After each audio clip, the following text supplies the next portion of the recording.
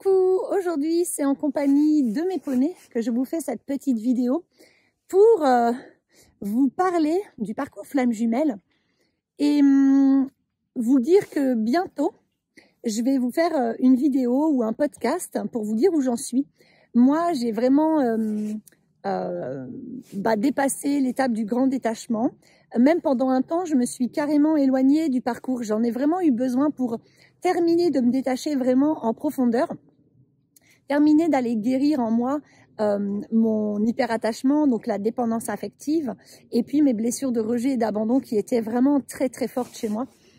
J'en ai vraiment eu besoin parce que, comme je vous l'ai déjà expliqué dans mes dernières vidéos sur le sujet, eh bien il y a cette étape du deuil que l'on est obligé de passer quand on est sur ce chemin, ce parcours alchimique, puisque en fait, on doit se laisser mourir à soi-même pour renaître à soi-même. C'est-à-dire qu'on doit faire le deuil de l'ancienne version de soi qui était construite, qui était dysfonctionnelle, qui était en suradaptation, qui était fausse finalement, conditionnée, qui était formatée et qui nous avait éloignés de notre véritable identité.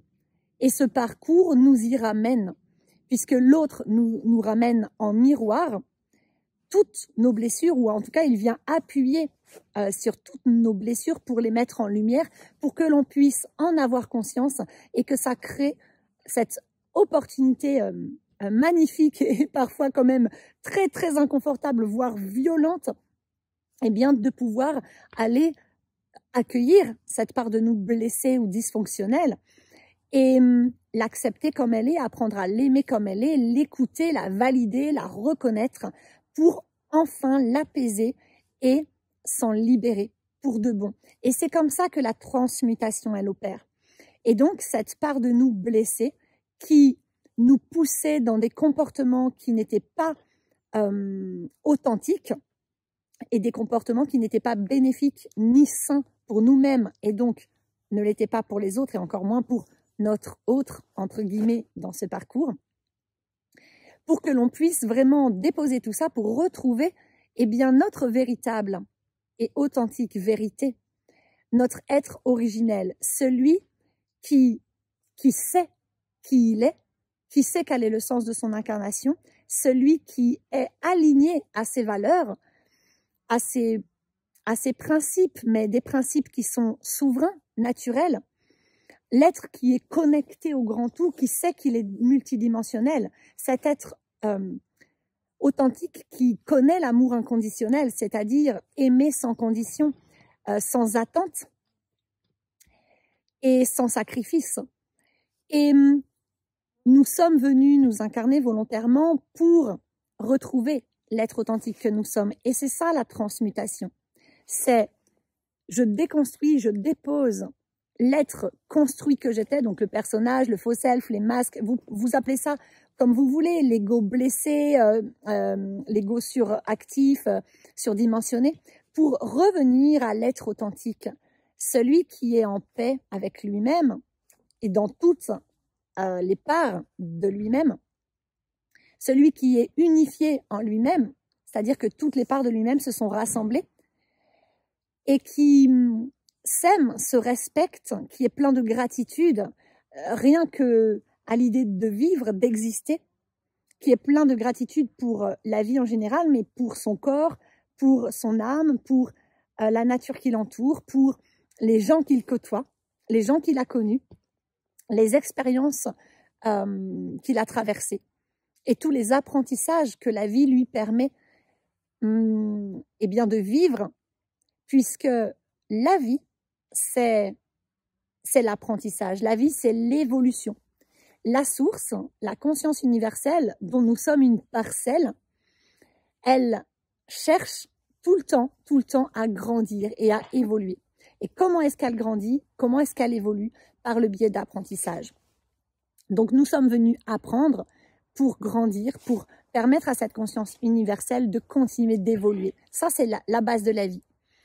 Et pour ça, pour évoluer dans le bon côté, c'est-à-dire évoluer vers tout ce qui est souveraineté, sérénité, paix, tout ce qui est amour, tout ce qui est équilibre, harmonie, compassion, bien-être, épanouissement, accomplissement, complétude, plénitude. Eh bien, vers le bonheur en fait, parce que nous sommes venus nous incarner pour être heureux. Nous sommes venus sur cette terre à la base nous incarner pour vivre une vie heureuse, pour connaître le bonheur et pour le rayonner, pour le partager, pour le répandre tout autour de nous. Sauf que ça, on l'a oublié, hein. Et à cette époque, quand on vient s'incarner, on ne nous l'apprend pas, on est coupé de ça. Et donc, je vous parle de communication, pourquoi? Parce que dans ce parcours, vous voyez bien que à la reconnexion, au tout début du parcours, quand on reconnecte à notre autre, alors je vous refais ma micro-parenthèse, n'oubliez pas que j'utilise encore tout le jargon de la flamme jumellerie comme chaser, runner, mon autre, jumeaux, jumelles, flamme jumelle, uniquement pour que vous compreniez de quoi je parle et que vous puissiez vous situer sur vos parcours respectifs, mais je me détache énormément de ces termes-là et je vous encourage à le faire pour ne pas vous étiqueter, pour ne pas vous identifier, parce que ce serait un piège de l'ego spirituel. Attention, ce parcours nous demande de nous désidentifier de toute identification, de nous désétiqueter de toutes les étiquettes que l'on portait. Donc, on n'enlève pas des anciennes étiquettes de conditionnement pour remettre une étiquette flamme jumelle. En fait, vous êtes bien plus vaste que ça. Flamme jumelle, c'est juste un terme pour dire que vous avez signé ce contrat d'âme avec cette âme, d'accord, avec qui vous êtes en parcours, pour vous aider tous les deux à mettre en lumière tous vos dysfonctionnements pour pouvoir en guérir. Et la guérison, ce n'est pas tout oublier et tout faire disparaître. La guérison, c'est vivre en paix avec ses blessures et les transmuter en source de sagesse et en ressources, compétences, intelligence, bénéfiques pour vous et pour le monde. Juste de ne plus être en souffrance et de ne plus ressasser le passé, de ne plus s'étiqueter, de ne plus dysfonctionner à cause du passé, de ne plus s'identifier à ce que l'on a vécu, etc. Ok, c'est revenir ici et maintenant au présent et transmuter les souffrances passées en force présente pour se diriger vers un avenir encore plus joyeux, encore plus heureux, encore plus accompli. Okay, et sentir qu'on est comblé, sentir qu'on est satisfait, sentir qu'on est joyeux, sentir qu'on est serein, sentir qu'on est plein de gratitude, plein d'amour. Reconnecter à notre être originel. Voilà la mission première de ces parcours alchimiques. Ok. Et donc, vous voyez bien que dans ce parcours, des deux côtés, nous communiquons d'une manière totalement différente, une manière qui est même quasiment totalement contraire, mais justement extrêmement complémentaire, puisque tous les contraires se complémentent. Donc, c'est tout un chemin de réapprendre que la différence ne fait pas de nous des ennemis. Au contraire, toutes nos différences nous permettent de grandir de la différence des autres. Toutes nos différences sont faites pour s'assembler et co-créer ensemble. D'accord? Puisque nous portons tous une vérité qui est la nôtre. Et quand on rassemble toutes ces vérités ensemble, pouf, ça élargit notre regard sur les choses, sur le monde, sur la situation. Ça nous permet d'élargir nos consciences, d'avoir une vue globale de quelque chose et de mettre en...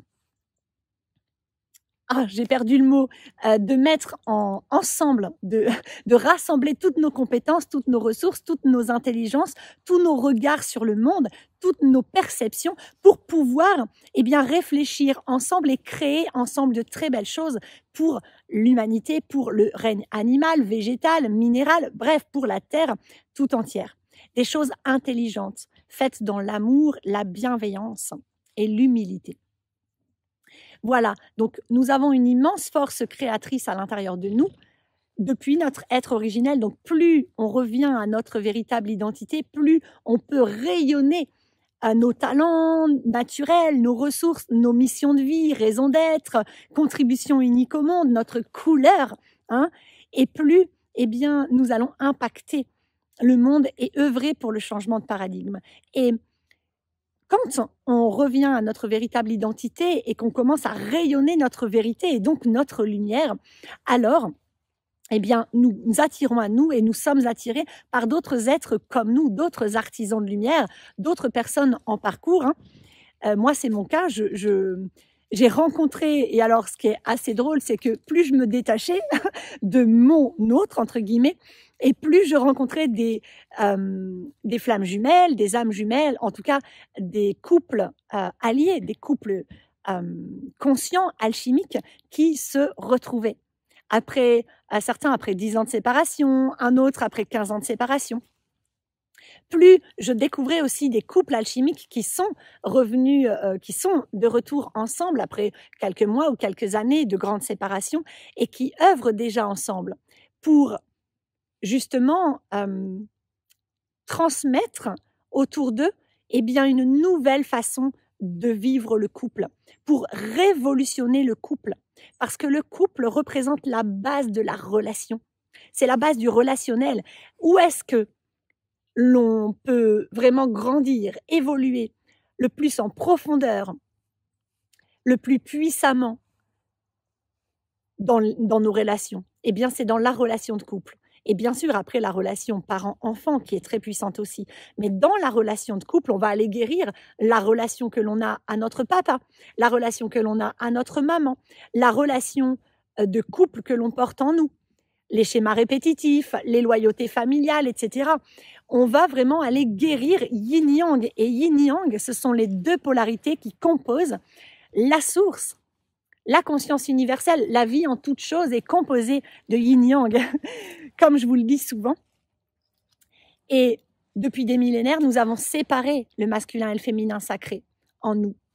Et donc, nous relationnons d'une manière qui n'est pas harmonieuse, qui n'est pas équilibrée, qui n'est pas unifiée. Nous séparons le yin du yang, nous rejetons l'un, l'autre ou les deux. Et donc, nous rejetons le vivant. Et dans ces parcours alchimiques et dans ce parcours de guérison, hein, même si vous n'êtes pas en parcours alchimique par le biais du couple conscient ou le couple allié ou le couple sacré, même si en fait on se dirige vers le couple sacré, on ne l'est pas encore, surtout pas avant de s'être réunis et d'avoir suffisamment cheminé ensemble. Mais disons que la volonté commune des deux protagonistes de ces contrats d'âme, de ces parcours alchimiques, c'est vraiment de se réunir, de révolutionner le couple. Et ça commence par révolutionner le couple à l'intérieur de soi.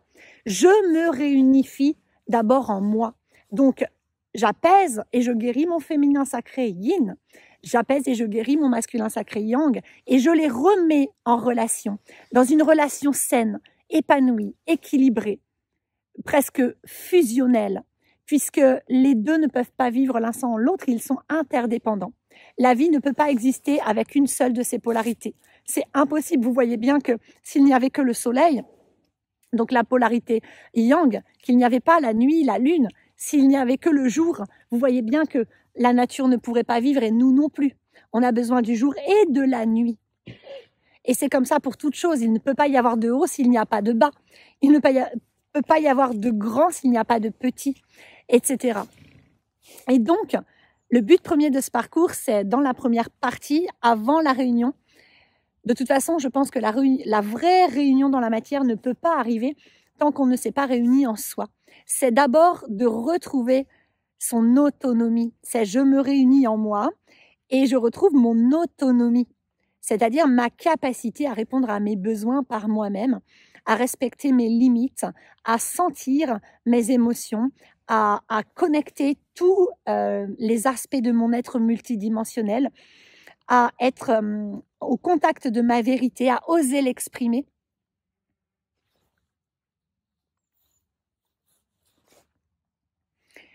Je me reconnecte à mon être authentique, je l'assume, même si ça doit passer par je m'éloigne de tous les membres de ma famille, de tous les amis que j'avais avant. Je me retrouve très seule pendant un temps parce que je ne peux plus. J'ai éveillé mon esprit, j'ai expansé mes consciences. Je ne vois plus du tout les choses comme avant. Je ne vis plus dans la même dimension que ma famille biologique ou mes amis d'avant, d'enfance peut-être, ou mes voisins, mes collègues de boulot, etc. Donc, souvent, on doit vraiment tout laisser derrière soi dans ce parcours, apprendre à se détacher de tout pour faire un saut dans le vide, pour plonger vers un inconnu qui nous faisait tant peur, mais retrouver cette confiance en soi, cette foi en soi, en la vie, en l'inconnu, se réaligner dans ce que je dis, je le fais et je le pense, et juste pas je le pense, je le dis, mais je le fais pas, parce que là, ça marche pas. Voilà, ce parcours nous demande tout ça.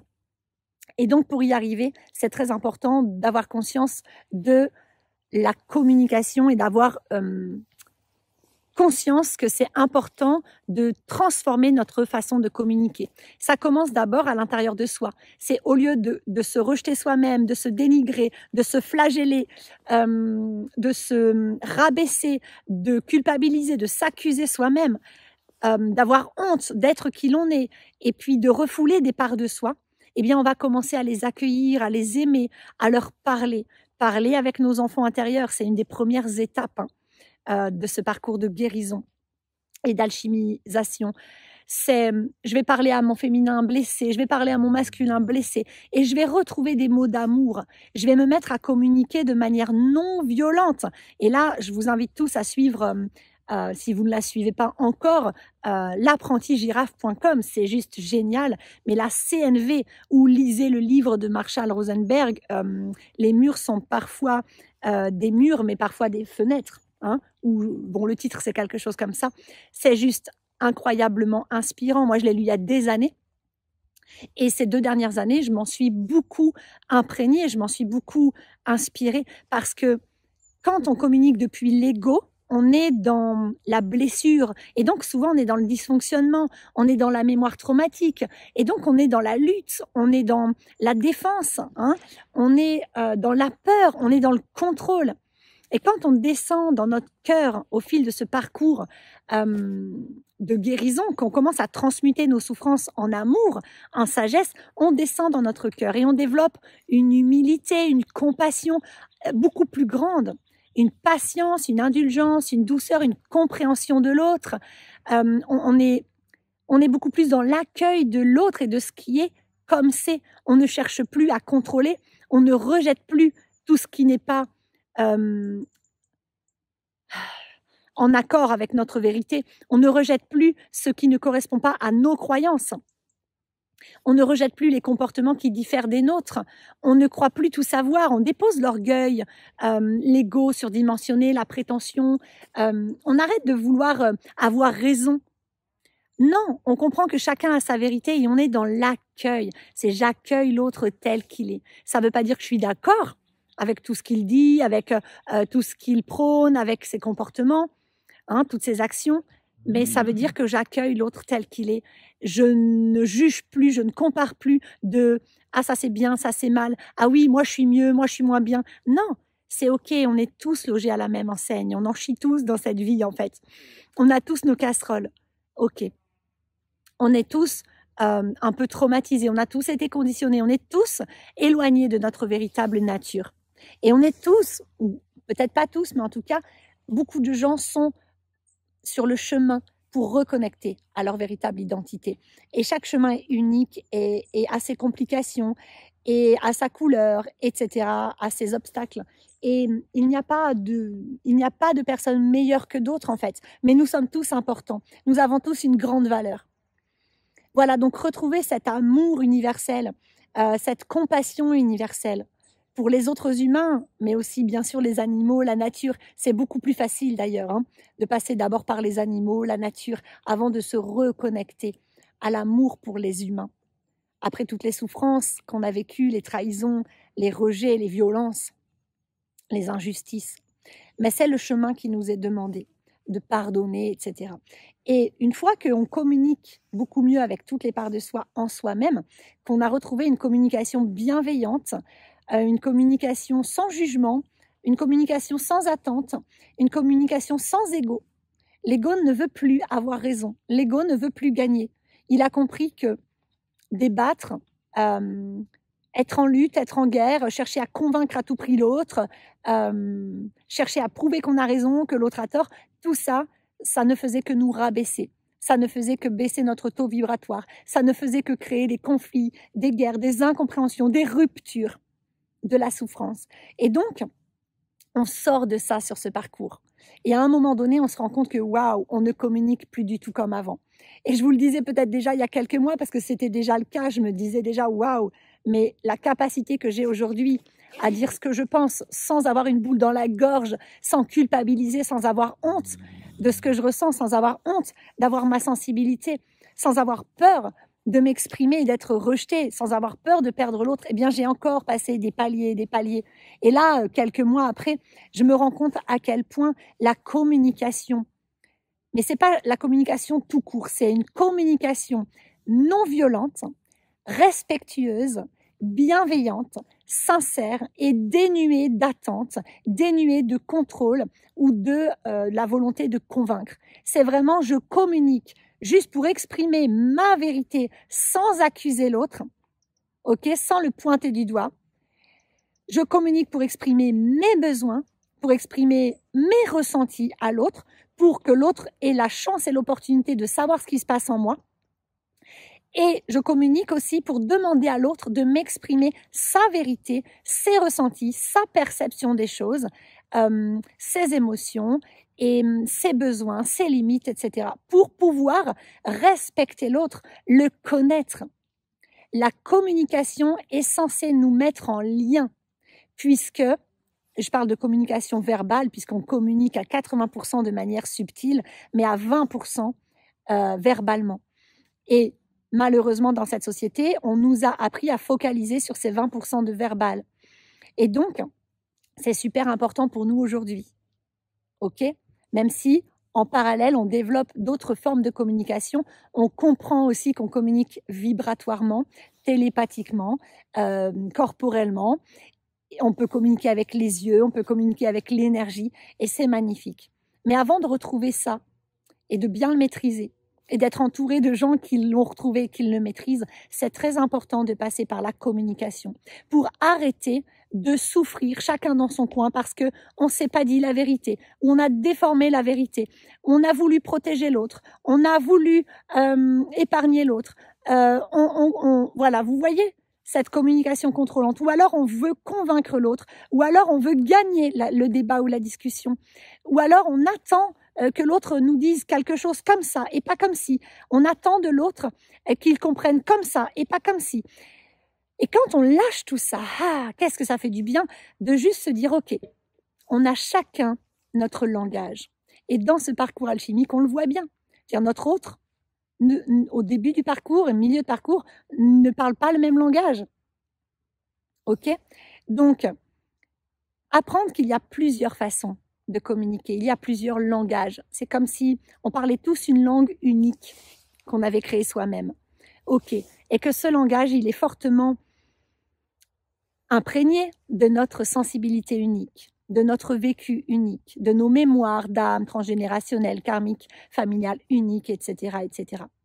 De notre expérience de vie qui est unique. Et que nous avons tous une vérité qui est unique, mais il n'y en a pas des plus valables que d'autres, en fait. Toutes nos vérités sont valables. Et que cette vérité, elle évolue au fil du temps. Le regard que l'on porte sur les choses évolue au fil du temps, parce que l'on évolue, parce que l'on grandit, parce que l'on élargit notre regard. Et que quand on accepte l'autre dans sa façon de communiquer, qu'on accepte son langage et qu'on arrête de vouloir lui imposer le nôtre comme un colon arrivé en Amérique qui va dire aux Indiens « je t'impose ma religion, je t'impose ma façon de faire, ma façon de vivre, sinon tu meurs ». Ben, oui, on en est tous imprégnés par ça, cet égrégore, il est énorme. Et donc, on le porte tous un peu en soi. Et quand on dépose ça et qu'on arrête de se prendre pour... je sais pas, quelqu'un qui sait mieux que les autres, quelqu'un qui connaît ou qui détient la vérité absolue.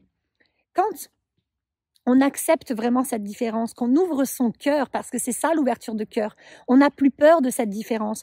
On n'a plus peur que l'autre croit en un Dieu différent du nôtre, si on est religieux par exemple. On n'a plus peur que l'autre soit d'une autre couleur de peau que nous, vienne d'une autre contrée et d'un autre pays et d'autres coutumes et d'autres mœurs. On n'a plus peur que l'autre ait une autre vision du monde que nous. On n'a plus peur que l'autre n'ait pas le même langage d'amour peut-être que nous. Puisque oui, il y a bel et bien des langages d'amour très différents. On peut se dire je t'aime de manière très différente. Quand on comprend ça et qu'on l'intègre et qu'on est en paix avec cette réalité, alors on est en paix avec le monde, on est en paix avec l'autre. Mais ça commence d'abord par soi-même. Sois en paix avec toi, communique avec bienveillance, avec chaque part de toi. Tes enfants blessés, mais chacune de tes blessures, de tes mémoires traumatiques, ton ego aussi, ton auto-saboteur, ton autocritique, le syndrome de l'imposteur, ton féminin sacré, ton masculin sacré. Communique avec tes mémoires karmiques, les autres toi dans tes autres vies, etc. avec ton cœur, dans l'amour.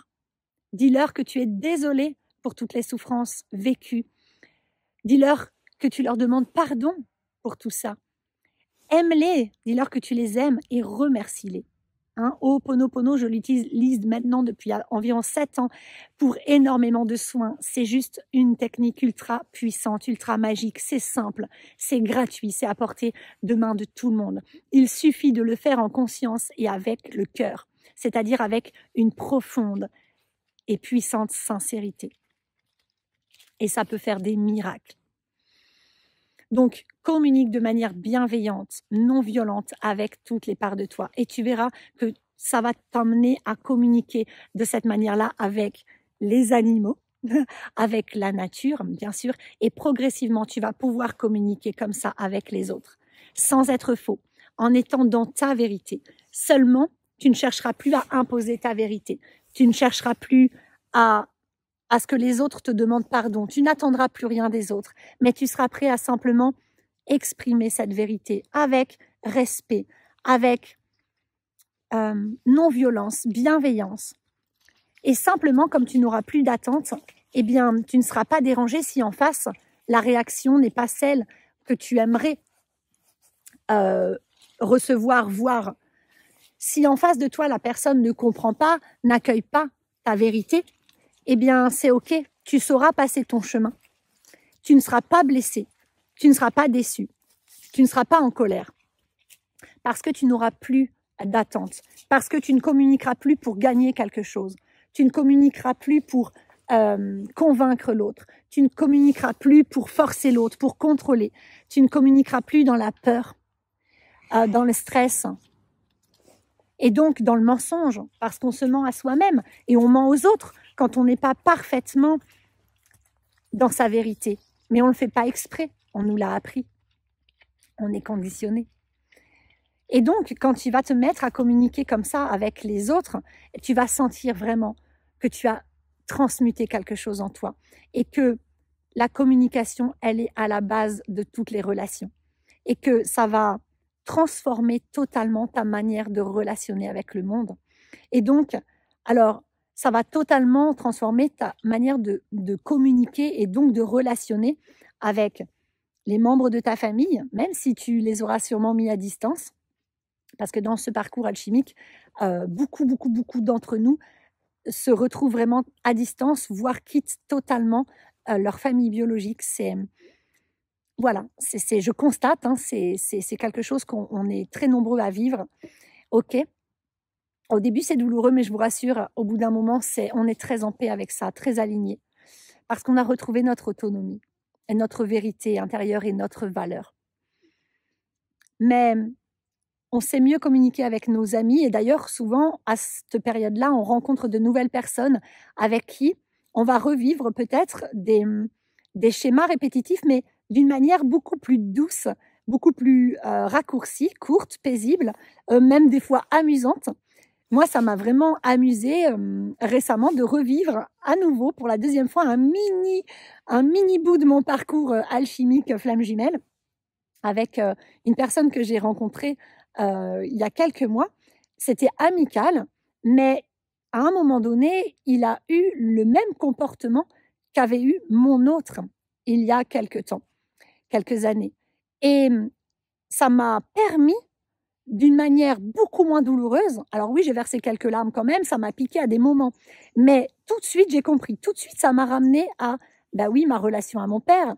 Il y avait encore des choses à aller voir encore plus en détail, encore plus en profondeur, pour lâcher vraiment excusez mon langage, mais un putain de schéma répétitif dont j'avais pris conscience à peut-être 60%, mais il restait 40% d'inconscient qui avait besoin d'être mis en lumière pour que je décide de déposer ce schéma, de l'arrêter en fait, pour que moi, ma descendance, plus jamais on le reproduise et de décider en conscience que c'était stop.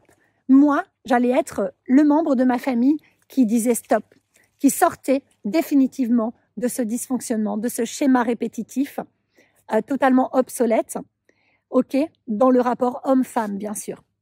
J'ai revécu comme un aspect de ce parcours. Ça m'a touché juste suffisamment pour que je mette en lumière le schéma répétitif hyper toxique dans lequel j'étais sans le vouloir, inconsciemment, pour que je puisse vraiment le déposer et en sortir. Et je sens que ça y est, je l'ai enfin déposé, j'en suis enfin sortie. Avec cette personne-là, j'ai réussi à communiquer en déposant mon ego. J'ai réussi à communiquer depuis mon cœur avec cette volonté de le comprendre. Ça m'a vraiment permis d'aller dialoguer, de voir que j'étais capable d'abord de moi exprimer ma vérité, mais dans la bienveillance, sans rien attendre de l'autre. Donc de vérifier dans la matière que ce que j'avais appris, conscientisé, était bien descendu dans mon corps, c'était bien intégré. J'étais capable de le mettre en œuvre, de le manifester, de le vivre concrètement. Donc ça d'abord, je suis très fière de moi pour ça et je vous le souhaite à tous. Et aussi de voir que j'étais en mesure également d'écouter l'autre, d'entendre sa vérité. Et tout de suite, quand j'ai entendu ses raisons, la façon dont il percevait les choses, comment lui ressentait les choses, il activait chez moi des blessures et moi j'activais chez lui des blessures. C'était comme un clin d'œil au parcours en fait. Et moi de mon côté, ça m'a vraiment permis de venir terminer, de guérir vraiment, vraiment, vraiment finement, profondément, puissamment cette relation à mon père. Ça m'a permis aussi vraiment d'accueillir l'autre dans sa vérité et ça m'a beaucoup apaisé. Ça m'a libérée. Rien que cette discussion d'oser lui dire, bon, est-ce qu'on peut en parler? Parce que là, je suis très inconfortable avec. Et de l'autre côté, il m'a dit aussi, bah ouais, je suis inconfortable. Mais ouais, ok. On s'est retrouvés, on s'est fait une super balade et on a pu discuter. Et cette discussion, elle a été cœur à cœur. Elle a été honnête. Elle a été bienveillante et non violente, dans la douceur. Et j'ai senti que moi, ça me permettait d'être éclairée, de ne pas rester dans le flou, d'avoir cette certitude de ce qu'il ressentait, de comment il voyait les choses, depuis quel espace en lui est-ce que son comportement venait, pour savoir, ah oui, et quel espace en moi est-ce que ça a touché. Comprendre et vérifier dans la matière le point de vue de l'autre, en fait, ça vient nous rassurer dans le fait qu'on n'a rien fait de mal. Ça vient vraiment apporter la vérité de l'un, la vérité de l'autre, on met tout ça en commun, et tous les deux, on peut se rendre compte de, ah, mais en fait, on a tous les deux des blessures qui s'activent, mais ce n'est pas notre volonté. On n'a pas la volonté d'embêter l'autre.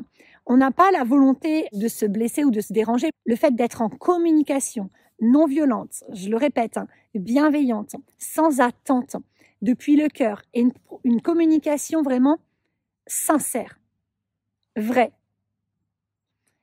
eh bien ça nous a permis à tous les deux d'y voir clair sur la situation, d'avoir un regard global sur la situation. Comment tu ressens les choses? Comment je ressens les choses? Ah ok, on ressent les choses différemment. Ah ok, on a tous les deux vécus qui nous font vivre l'expérience différemment. Ah ok, toi tu as tel comportement de protection, moi j'ai tel comportement de protection. Ah ok, toi tu as telle inquiétude, j'ai telle inquiétude. Ah ok, ah, et ben ok, ben maintenant je te connais mieux. Maintenant tu me connais mieux, maintenant on se comprend, on se connaît. Donc eh ben, ce sera plus facile de communiquer ensemble et de relationner.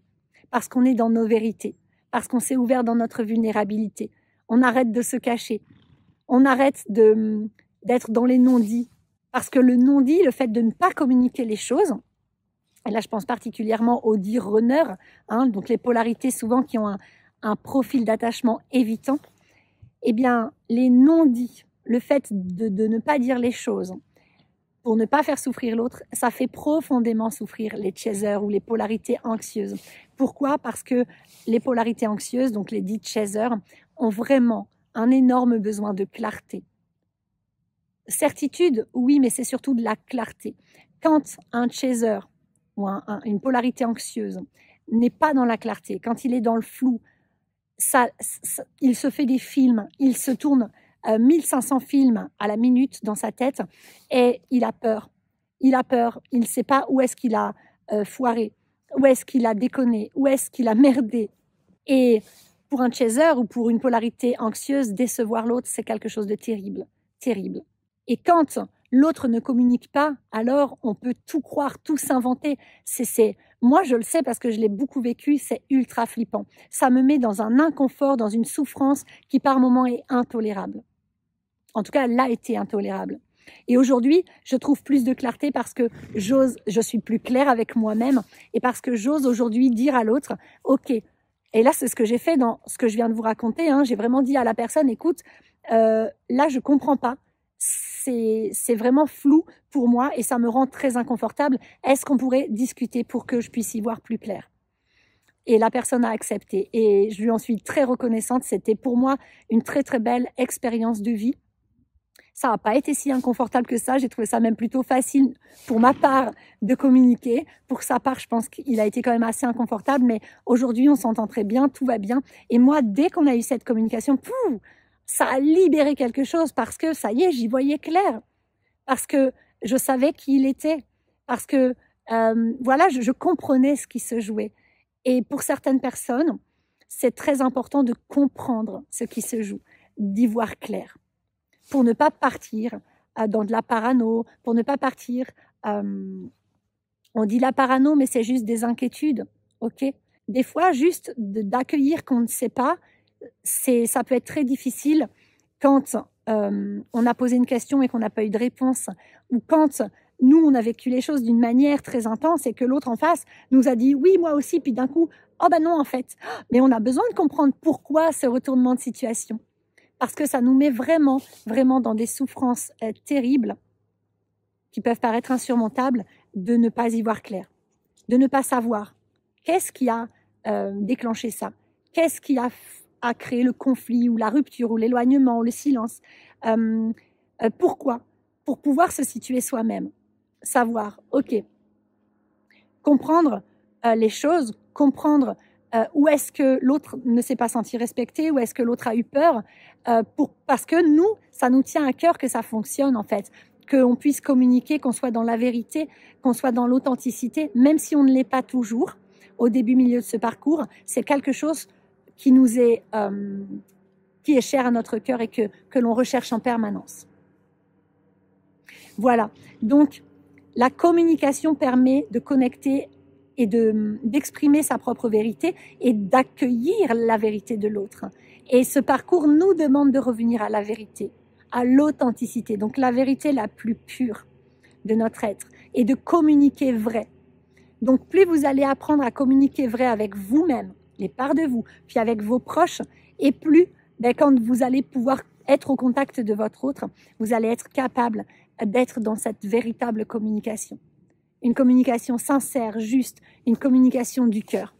Une communication dans laquelle vous êtes capable de vous positionner avec fermeté, mais justesse et douceur, et dans le respect de l'autre. Dans laquelle vous êtes capable de vous respecter et de vous honorer, mais de respecter et d'honorer l'autre également. Dans laquelle vous allez pouvoir vraiment exprimer vos besoins, vos limites, vos valeurs, ce qui compte pour vous, parce que vous savez maintenant mieux qui vous êtes, vous vous connaissez mieux et vous êtes donc capable de communiquer depuis cet espace plus authentique et vous êtes capable aujourd'hui d'accueillir l'autre et d'être dans cette volonté de savoir qui est l'autre. Et là, je parle de votre autre sur le parcours, mais c'est pareil avec tous les autres, vos enfants, vos amis, toutes les personnes que vous côtoyez. J'ai envie de savoir qui tu es. J'ai envie de comprendre comment tu fonctionnes et j'ai envie de voir comment est-ce qu'on peut s'accorder. Et alors, notre façon de relationner change et alors notre vision du couple est totalement révolutionnée. Puisque on comprend que le couple, c'est pas du tout, en tout cas ce que l'on porte à l'origine en nous, profondément, là, intrinsèquement depuis toujours, mais dont on avait été éloigné par nos conditionnements, eh bien, c'est cet amour inconditionnel et authentique, c'est cette recherche de vérité, bien sûr, c'est cette harmonie, cet équilibre du couple sacré, du yin-yang en soi, en l'autre, pour venir le vivre le manifester dans la matière à deux au sein du couple, incarné. Et on comprend que en fait, le couple, ça doit être un couple uni, ça doit être un couple allié, ça doit être toi plus moi, main dans la main, pour aller révolutionner le monde. Toi plus moi, main dans la main, pour apaiser nos blessures. Toi plus moi, main dans la main, pour cheminer vers nos rêves, pour dépasser les obstacles ensemble, pour s'entraider, pour s'encourager. Ça doit plus jamais, jamais être toi ou moi, toi contre moi. Ça doit plus jamais être toi tu me suis, toi tu me fuis. Non, c'est toi plus moi, main dans la main. L'un et l'autre, avec chacun notre vérité, chacun notre sensibilité, dans l'ouverture de cœur et l'accueil de toi tel que tu es, de moi tel que je suis, et toi plus moi, continuer mutuellement de s'encourager à toujours aller vers toujours plus d'authenticité, de vérité, d'épanouissement personnel, de liberté.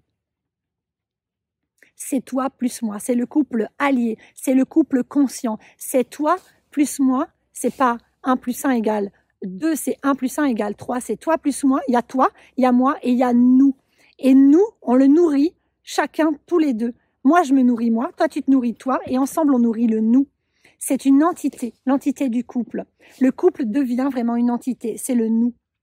Et ici, on est censé vibrer la compassion, l'entraide, le soutien, l'enveloppement, l'accueil, l'amour, bien sûr, la gratitude, l'entraide, la co-création, la coopération, le partage. Que des belles valeurs, vous voyez. Et c'est toi plus moi, on va vivre le nous en conscience. On a conscience de l'importance de notre parcours, mais du couple. On a conscience de l'importance d'être un couple allié, un couple uni, un couple alchimique, conscient, qui sont dans la même volonté, donc volonté commune, de cheminer vers le couple sacré. Et le côté sacré n'est pas religieux. Entendez, dans le sacré, entendez le plus naturel possible, relié à la source. Voilà, je vais m'arrêter là. J'avais envie de vous donner des nouvelles sur ce parcours. Et je pense que je vous ferai toute une petite série de podcasts et de vidéos dans les mois à venir parce que je m'en étais éloignée pendant un long moment parce que j'en ai eu besoin pour terminer vraiment cette phase de détachement. Et aujourd'hui, je me sens appelée à y revenir, mais alors je suis dans une immense sérénité et je me dis, mais il y a tellement de choses que je peux leur partager pour les aider sur leur propre parcours. Voilà, je me sens prête à revenir pour en parler, mais j'ai vraiment eu besoin de ces quelques mois d'éloignement, de coupure, je dirais presque même de rejet à un moment donné, pour terminer l'étape du deuil dans laquelle j'étais et par laquelle on est tous un peu obligés de passer. Le deuil de cette relation, le deuil de cette personne, pour pouvoir vivre un grand détachement et pour pouvoir y revenir détaché. Voilà, donc aujourd'hui, je suis prête à vous partager tout ça. Je vous dis à très bientôt. Et puis, je vous souhaite un très beau parcours à tous. Et n'oubliez pas, si jamais vous souhaitez vous faire aider sur ce parcours, je propose des accompagnements de groupe, des accompagnements individuels, des soins à distance. Donc, voilà, n'hésitez pas, vous aurez toutes les infos sur le site internet barbaraedelman.fr. Et si vous voulez me soutenir, vous pouvez cliquer sur le petit pouce vers le haut, vous abonner à ma chaîne et laisser un commentaire constructif et bienveillant. Je me ferai un plaisir d'y répondre. Merci beaucoup, avec tout plein d'amour. Bye bye.